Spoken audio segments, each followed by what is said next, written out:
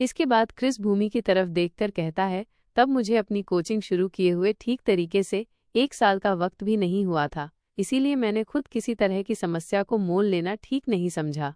इसके बाद कुछ पलों के लिए खामोशी छा जाती है। तभी क्रिस की घबराहट को देखकर सविता कहती है, क्या तुम्हें अनिका दी पर भरोसा नहीं? क्रिस जवाब देता है, सबसे ज्यादा है, लेकिन उनकी याददाश्त। इतना कहकर वो चुप हो जाता है। ठीक इसी वक्त अनिका वापस क्रिस के पास लौट आती है और कहती है, तुमने हमें ये सब बताकर अच्छा किया, परेशान होने की कोई बात नहीं है।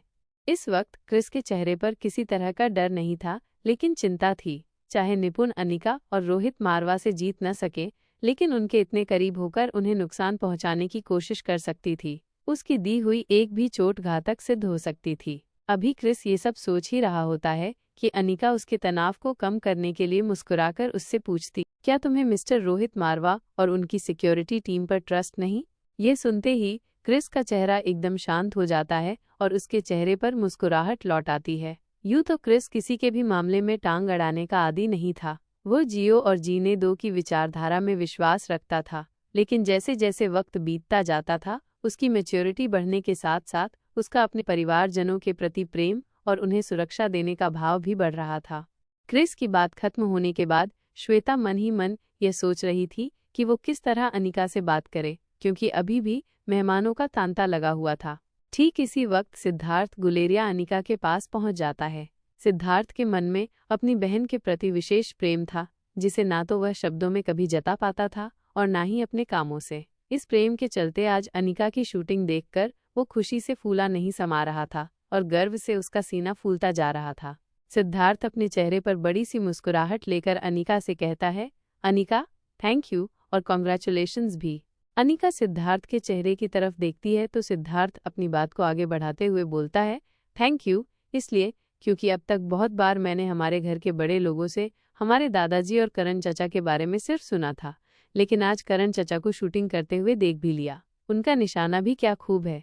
फिर अपने एक हाथ को आगे करते हुए अपनी बात को पूरा करता है, अगर आज की प्रतियोगिता नहीं होती तो मेरी उन्हें शूटिंग करते हुए देखने की ख्वाहिश ही रह जाती। तभी फुदकते हुए रिया भी मयूर का हाथ पकड़कर उसके साथ वहां पहुंच जाती है और सिद्धार्थ की इस बात पर एक्साइटेड होते हुए कहती है, अगर मम्मी को छोड़ दिया जाए तो यहाँ पर नानू का कोई मुकाबला नहीं है ना मामू?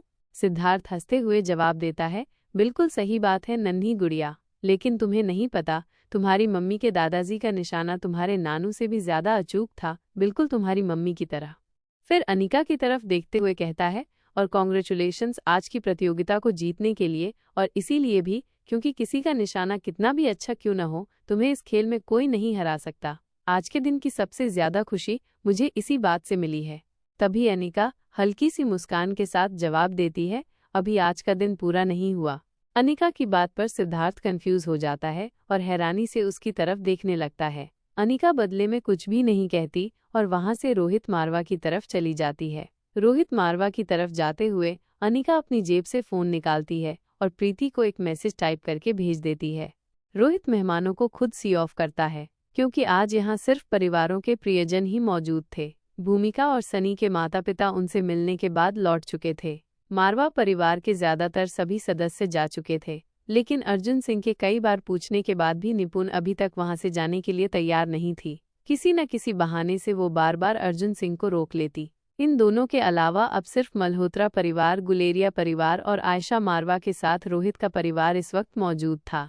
अनिका धीरे से जाकर रोहित के पास खड़ी हो जाती है।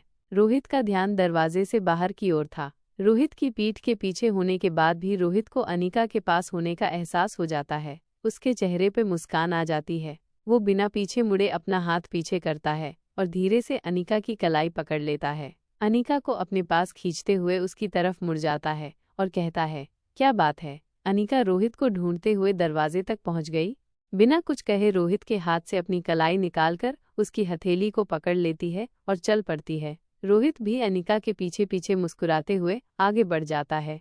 अनिका रोहित के साथ मेहमानों के बीचों बीच जाकर खड़ी हो जाती है। फिर अनाउंस करते हुए कहती है, हेलो एवरीवन।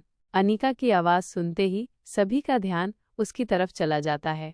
सभी उत्सुकता से अनिका की ओर देखने लगते हैं कि अब क्या खास होने वाला है। रोहित भी हैरानी से अनिका की तरफ देखने लगता है। अनीका की आवाज़ सुनकर स्वीट डेजर्ट को एंजॉय करते हुए बच्चे भी सभी के बीच निकलते हुए आगे आ जाते हैं।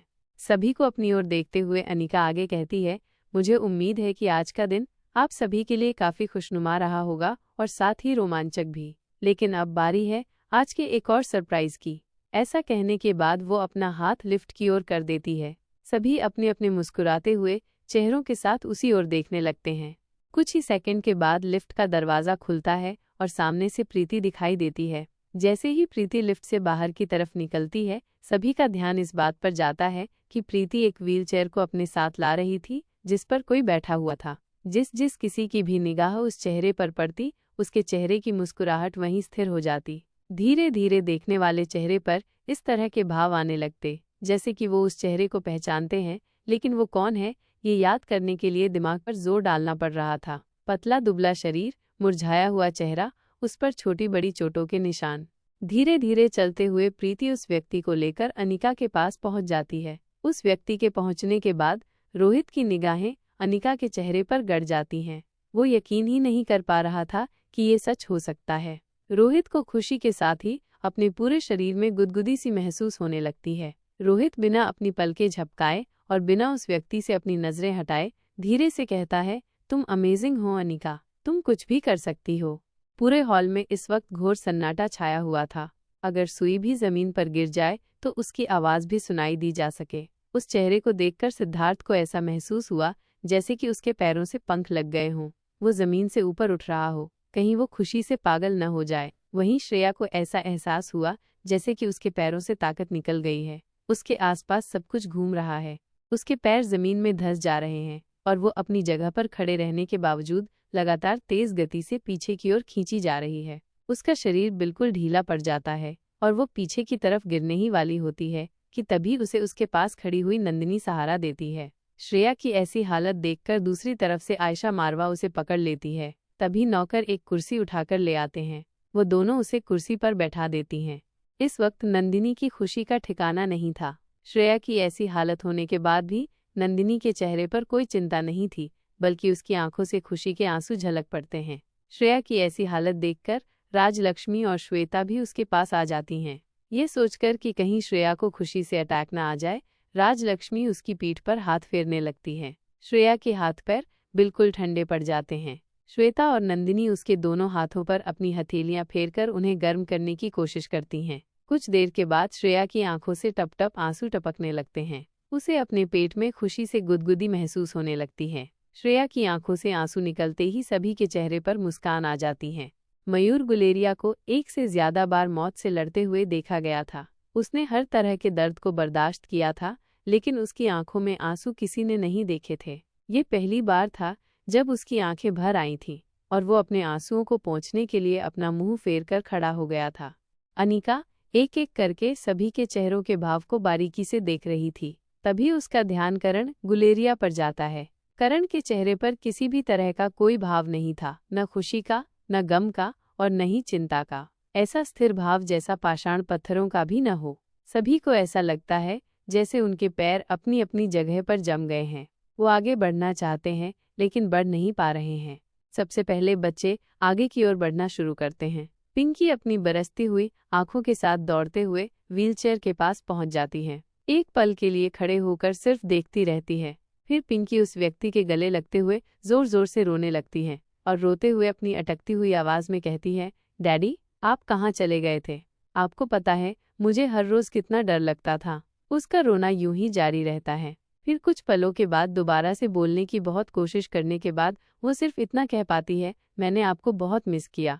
इसके आगे भी पिंकी बहुत कुछ बोलना चाहती थी, लेकिन उसके गले से शब्द ही नहीं निकलते। वो बस जोर जोर से रोती चली जाती है।